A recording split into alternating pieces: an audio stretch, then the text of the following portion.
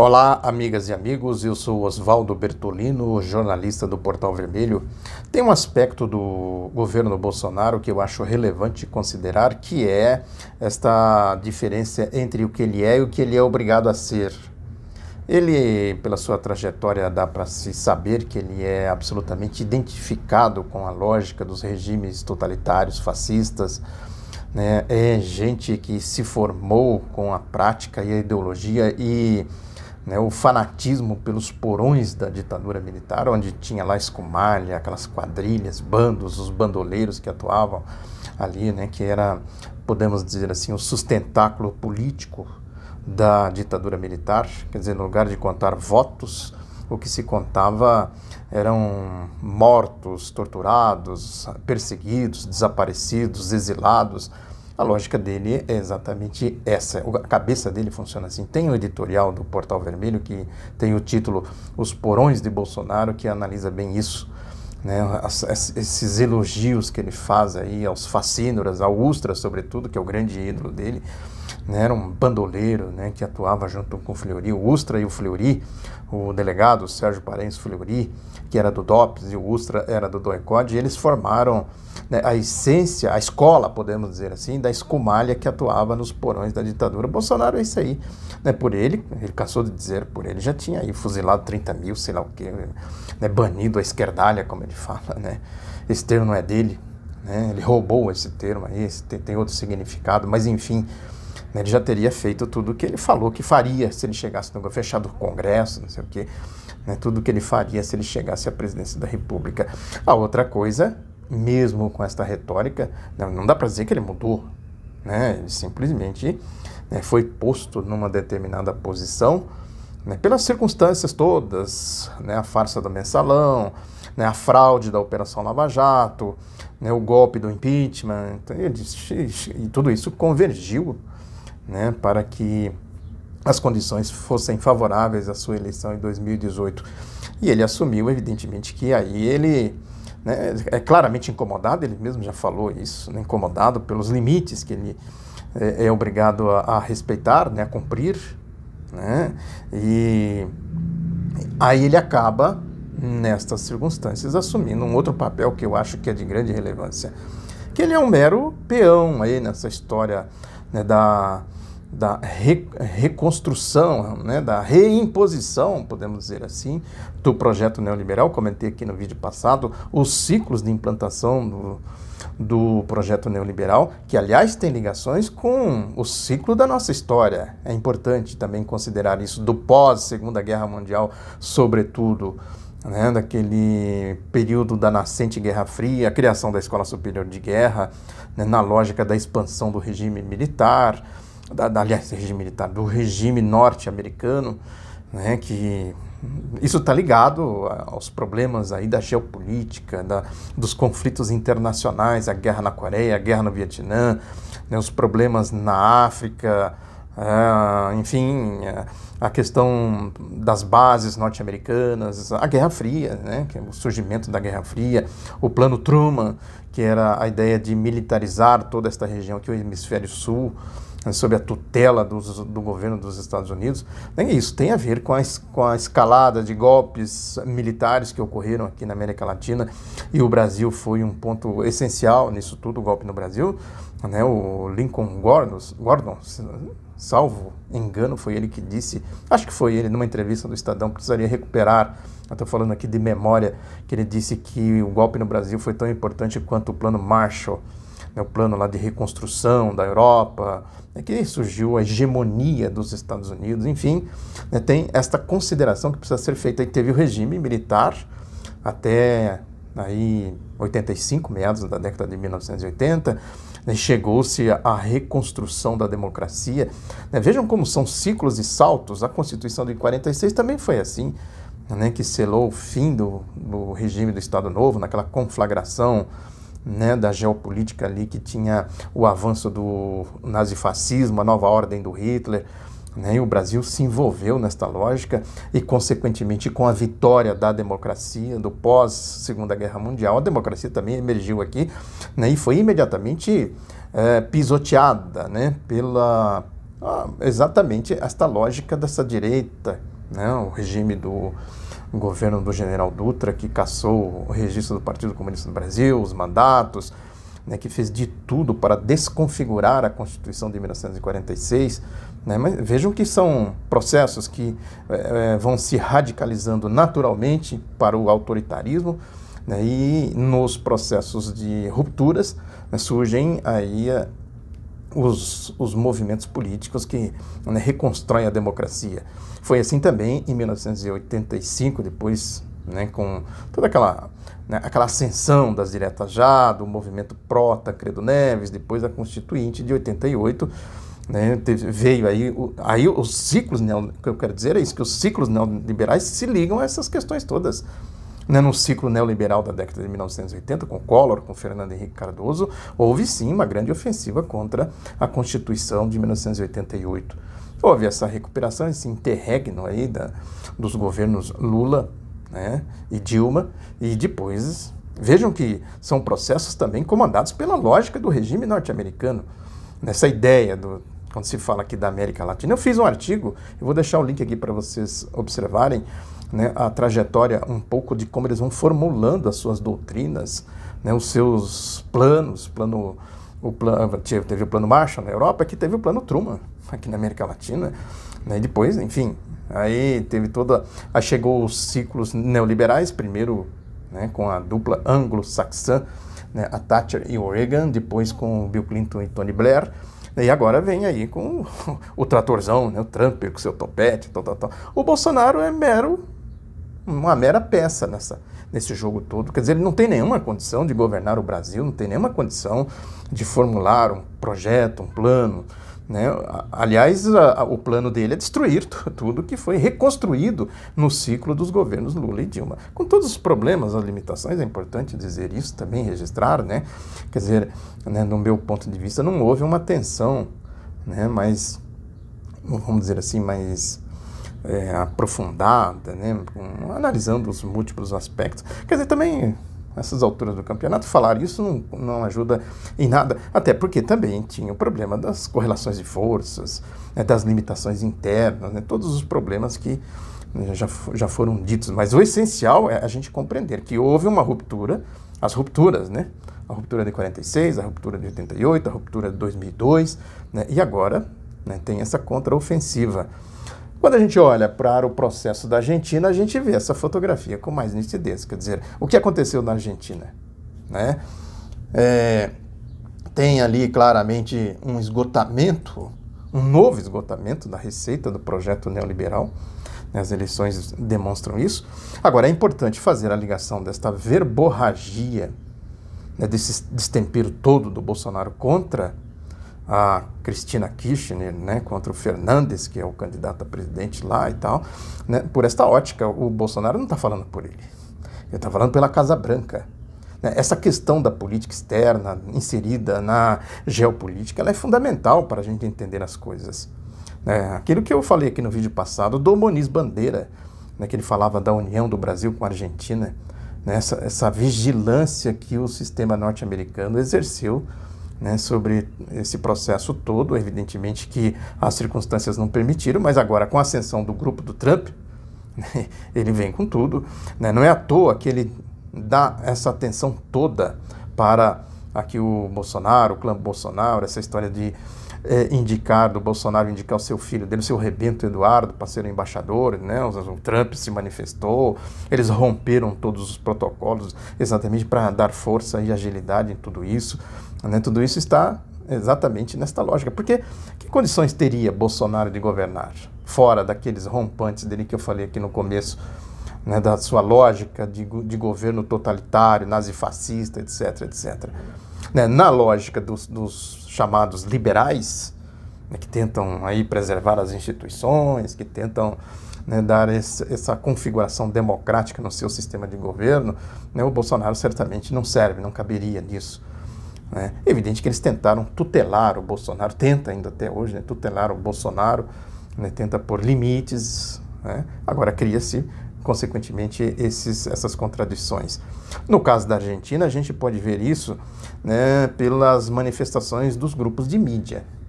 né? Esse é um barômetro, podemos dizer assim, para a gente entender tudo isso.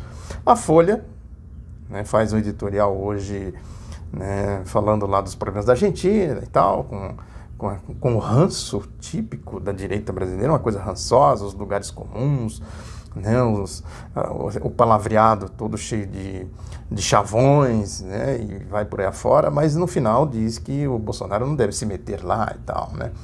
É um pouco assim, uma tentativa de dizer, senhor presidente, senhor se maneira aí e tal, né, porque, né, as coisas começam a ficar muito explícitas. Já o Globo, né, o Estadão não se manifestou ainda sobre esse assunto, mas vai se manifestar. Mas o Globo, eu falo dos três, que são os cabeças aí dos grupos de mídia que controlam o monopólio e tal. O Globo faz um editorial bem na linha disso que eu estou dizendo aqui, né? Que, aliás, o Globo é alinhado, né, historicamente, né, o Marinho, essas coisas todas, né? Que diz aqui no editorial que a Argentina vai decidir como, quando se deseja superar a falência.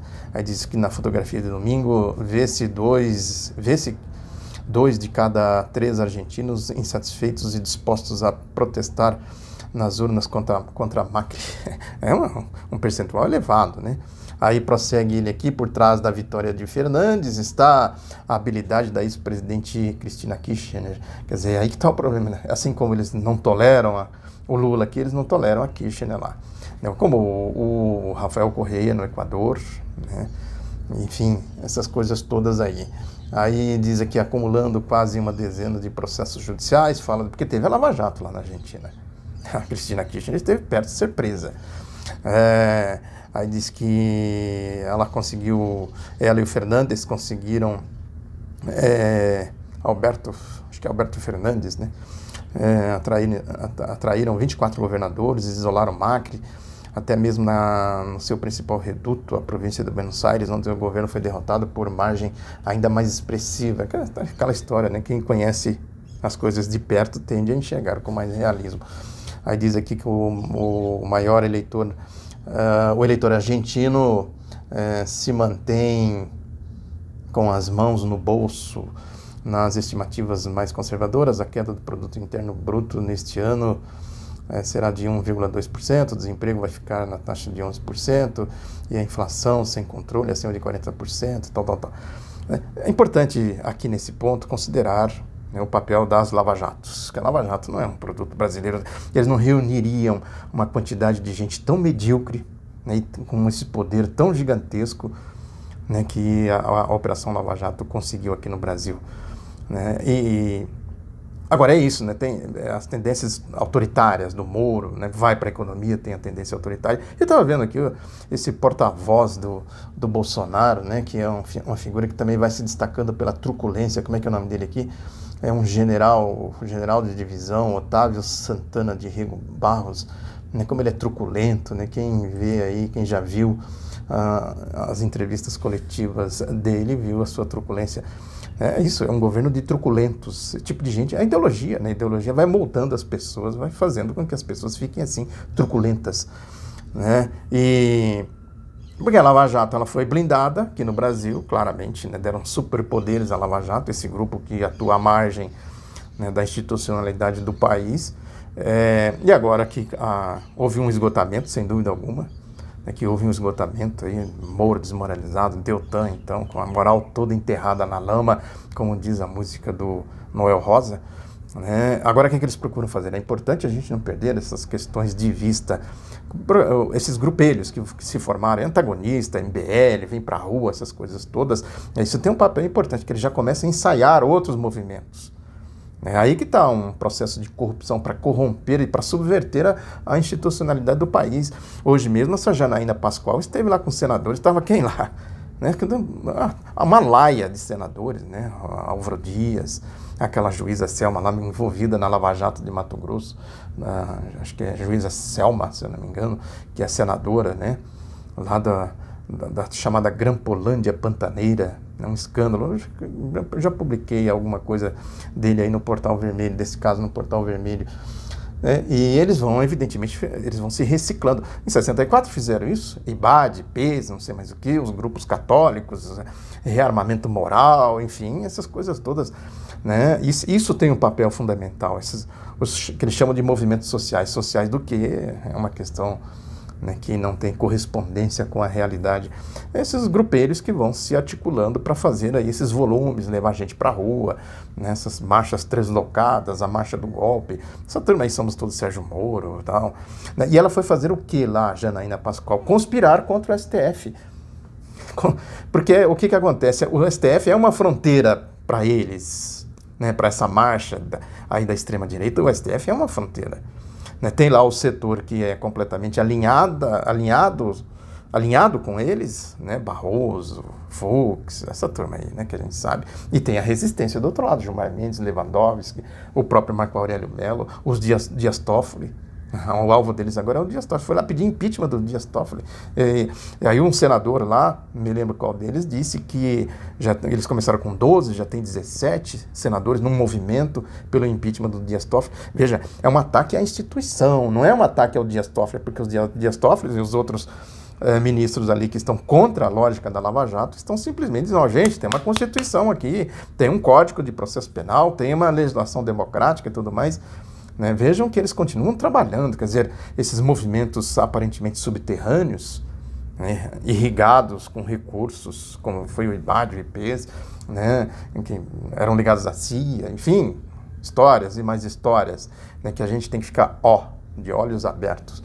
Né? Voltando aqui ao editorial do Globo, ele diz ainda que é um quadro de desequilíbrio estrutural agravado no governo anterior, lá como aqui eles jogam a culpa, aqui joga no Lula, né, a Dilma, né, no caso, o lupetismo que eles falam aí, e lá nos Kirchner, né, aí que permitiu a eleição de Macri em 2015, né, foi revertido e de novo embala o voto de protesto contra quem está no poder.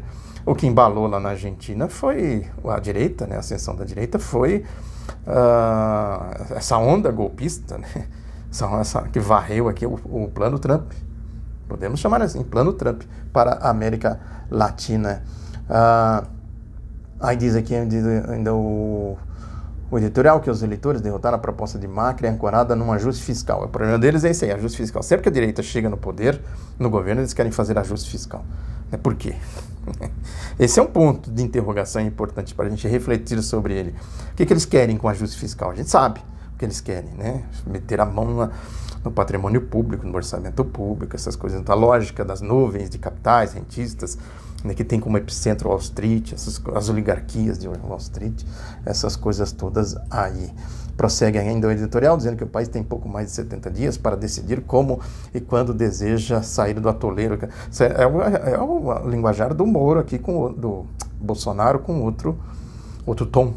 Né? Sair do atoleiro significa reeleger Macri.